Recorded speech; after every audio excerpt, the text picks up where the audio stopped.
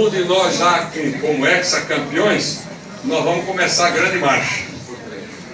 E vamos andando por esse estado, olhando no olho. Nós temos muita coisa para mostrar e muitas coisas para projetar no futuro. E é com esse time aqui, ó, que nós vamos jogar.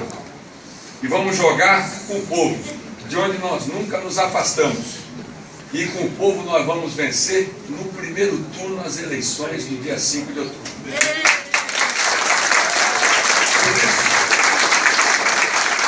Eu quero agradecer a vocês, desejar que a gente tenha aí uma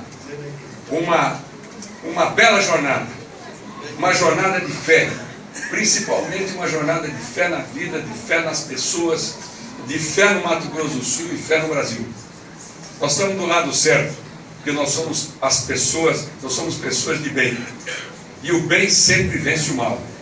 E o bem vai vencer o mal agora no dia 2014, no ano de 2014, no dia 5 de outubro, de uma vez por todas.